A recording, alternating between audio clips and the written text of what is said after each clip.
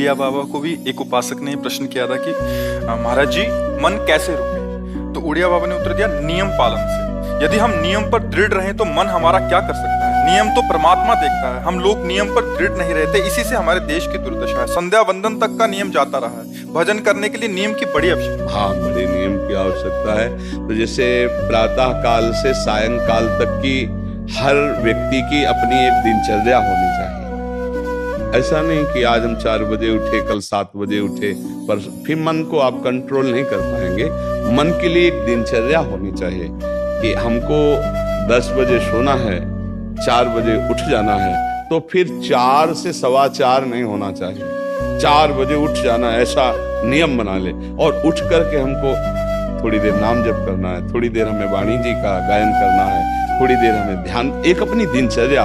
फिर हम अपने संसार के कार्य के नियम, जो संसार के कार्य हैं, उनको भी करते हुए भगवान को समर्पित करें। जैसे जो पद में है, जो आपको राष्ट्र सेवा मिली है, जो आपको समाज सेवा के पद मिले हैं, या आपको जो घर की सेवा के कार्य मिले हैं, उनमें बहुत धर्म पूर्वक आचरण होना चाहिए। अगर आप अधर्म आचरण करते हैं, अपने पद का दुरुपयोग करते हैं, तो आप सुबह जग करके थोड़ा माला चला लीजिए, फिर भी आपका कल्याण नहीं होगा, क्योंकि आप अपने पद का, अपने सेवा का दुरुपयोग कर रहे हैं। जैसे हम जानते हैं कि अधर्माचरण है, ये अधर्मी है, हमें पता है दोषी है, और वो हमको कुछ धन दे देता है, और हम उसको मुक्त करवाने की बात सोचते हैं, और जो निर्दोष है उसको फंसा देते हैं। अब तुम चाहे जितना माला चलाने की कोशिश करो या दान पुण्य करो, वो तुम्हारा अधर्म आचरण, वो अधर्म का धन तुम्हें शतमार्ग में नहीं जाने देगा। नियम लेना चाहिए कि जिस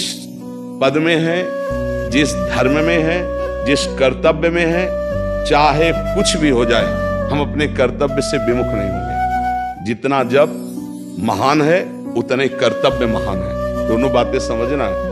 जब माला फेरा और इसके बाद बेईमानी, अधर्माचरण, इनका कोई नियम नहीं है कि हमें कैसे चलना है, तो वो माला काम नहीं कर पाएगा, क्योंकि उसका तभी सत्य भाव माना जाएगा माला जपला जब धर्माचरण है। धर्माचरण नियम से। बोले वो बड़े कट्टर नियम वाले हैं, उनको घूस नहीं, आप उनको भयभीत करके नहीं काम करवा सकते, प्रलोभन में काम नहीं करा सकते। ये हमारी गृहस्थी है ना, तो गृहस्थी के पालन के लिए धन चाहिए, और धन के लिए हम धर्म को आगे रखें, धन को नहीं। धर्म को, हमारा कर्तव्य क्या, प्रायः जैसे पूज्य बाबा ने कहा, आज हमारे देश में बहुत दुर्दशा हो रही है। दुर्दशा हो रही, क्यों? क्योंकि सब अपनी जगह से गलत हो रहे हैं। अगर अपनी जगह हम ठीक रहे तो हमारी दुर्दशा नहीं होगी। हमारा भजन कम होगा, लेकिन हम धर्म से चल रहे हैं तो हम विजयी होंगे। हम भगवान को प्रसन्न कर सकते हैं, क्योंकि हमें जो कार्य मिला है वो भगवान का ही कार्य, सृष्टि भगवान का कार्य। जैसे नए बच्चे कुछ वकालत पढ़ रहे थे, तो यहाँ के प्रश्न किया था कि हम जानते हैं कि वो दोषी नहीं है, हम जानते हैं कि वो दोषी है, पर दोषी हमें पैसा दे रहा है, तो हम वकालत पढ़ी इसीलिए, हम उसको जिताएंगे, फिर क्या कोई पाप है? तो उनका खुला पाप है। बोले नहीं, हमारी कोई ऐसा कंपनी दो, ऐसा कुछ बोले कि हमारी कंपनी को ये सिखाया जाता है, तो हमको तो ये करना ही होगा, अगर नहीं करेंगे तो हमारी वकालत का मतलब क्या रहा? तो नहीं, वकालत का मतलब अधर्मी को मुक्त करवाना नहीं है। वकालत का मतलब अधर्मी के सबूत एकत्रित करके उसको दंड दिलवाना है, और धर्मात्मा को मुक्त करवाना है। अब इसके लिए आपके पास अर्थव्यवस्था अगर कमजोर भी है, तो धर्म व्यवस्था आपकी पूरी है। धर्म व्यवस्था ठीक है तो परिवार स्वस्थ रहेगा, सुखी रहेगा, भगवान आप पर प्रसन्न रहेंगे। अच्छा, फिर हमने तर्क रखा कि जैसे आपकी बहन के साथ कोई गलत व्यवहार करे, आपको पता है, और वो आपको 10 लाख रुपया घूस दे, तो क्या आप उसका पक्ष लेंगे? नहीं, तो फिर दूसरी बहन के साथ किया। अब यहां विचार करना है ना, अपने भाई का अगर कत्ल किए हो, मुझे पता हो कि ये दोषी है, तो क्या हम पैसे से उसको मुक्त करने देंगे? लगेगा कि जान की बाजी लगा देंगे तुम्हें हम। ऐसे ही एक गरीब आदमी की किसी ने हत्या की, तो आपका पक्ष बनता है, पर ये ज्ञान कहाँ मिलेगा? बिना अध्यात्म के ये ज्ञान तो मिलेगा नहीं। ज्ञान तो इस बात का मिला कि कैसे पैसा कमाया जाए। अच्छा, वो पैसा यदि अधर्म से आया है तो आपकी दुर्दशा कर देगा, आपकी बुद्धि भ्रष्ट कर देगा।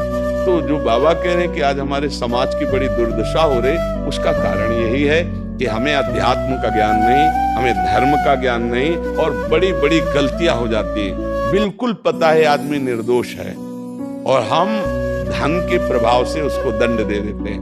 वो दंडा भगवान जब आपको पलट कर देंगे तो आप सह नहीं पाओगे, उसका परिणाम बहुत बुरा होता है। इसलिए समाज को चाहिए अपने अपने कर्तव्य का पालन करते हुए एक नियमावली बना ले। जैसे कुछ दुकानों का नियम होता है कि वहां फिक्स रेट होता है, नहीं होता, वहां ये नहीं चलेगा कि कसम से कहते हैं कि तुम्हें हम अपना जान करके कि 100 रुपया मीटर ये मिला है, हम बिल्कुल मुनाफा नहीं ले रहे। नहीं, झूठ क्यों बोल रहे हो? दुकान खोले हो मुनाफा के लिए, झूठ क्यों बोल रहे हो? नहीं लेंगे मुनाफा, हम जितने का लाए हैं उससे मुनाफा लेंगे, पर 120 रुपया मीटर देंगे। कपड़ा बढ़िया है, नाप फिट है, इससे नीचे नहीं उतरेंगे, हमें सफाई देने की जरूरत नहीं है कि हम कसम खाते हैं या ऐसा। जानते हो ये बिजली है, दुकान है, नौकर लगे हैं, तो इसका मुनाफा लेने के लिए दुकान खोले, कोई दान करने के लिए तो नहीं। तो सबको पता है मुनाफा लेगा, लेकिन एक फिक्स दाम, उससे 10-20 रुपया का मुनाफा लेकर के हम उसको बेच रहे हैं। लेकिन झूठ क्यों बोले?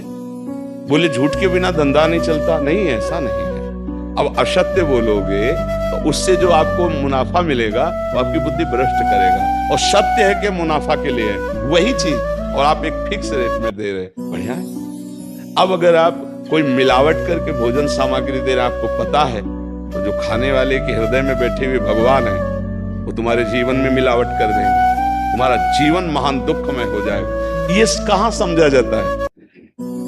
एक आदमी सिंथेटिक दूध बना रहा है, उससे कहो ये अपने बच्चे को पिला, नहीं पिलाएगा। फिर ये दूसरे का बच्चा जब पिएगा तो उसकी हालत क्या होगी? दूसरे शरीर में जाएगा तो हालत क्या होगी? वो केवल धन की बुद्धि रखता है। एक आदमी घी में केमिकल मिला रहा है, एक ऐसे अभक्ष्य पदार्थ मिला है, वो स्वयं नहीं खाएगा, लेकिन वो होटलों में भेजा जाएगा, हजारों लाखों लोग खाएंगे, बीमारी बढ़ेगी, उसको रुपया से मतलब है। ये चीज, ये दुर्दशा हर जगह धर्म का ज्ञान न होने के कारण फैल रही, नहीं फैल रही। एक मरीज बीमार है, असली दवाओं में पैसे ज्यादा है, नकली दवा लेकर के असली के दाम में बेच देना, उसको बिल्कुल फायदा ना होना, लेकिन परमात्मा देख रहा है। तुम जानते हो नकली दवा है, वो तो नहीं जानता बेचारा, ज्यादा पढ़े लिखे नहीं, किसान आदमी गांव का आया है, तुमने दे दिया और उसने पैसा दिया असली के। अब वो पैसा तुम्हारी बुद्धि भ्रष्ट करेगा, तुम्हारे परिवार में कलह पैदा करेगा और तुम्हारा पतन कर देगा। ऐसे हर डिपार्टमेंट में, हर विषय में यदि हम अपने धर्म से चले, अपने सत्य से चले, और थोड़ा भी भजन होगा वो आपको उत्तम गति प्रदान करेगा। पर ऐसा कहां समझ में आ रहा? अध्यात्म के बिना भला ऐसा समझ में आएगा? तो इसीलिए कह रहे हैं हमारे देश की दुर्दशा हो गई। पूर्वजों में पहले ये था कि हमारा धर्म नहीं जाना चाहिए चाहे प्राण चले जाए, हमारा चरित्र नहीं जाना चाहिए चाहे सर्वस्व नष्ट हो जाए। आज इसकी कोई परवाह नहीं।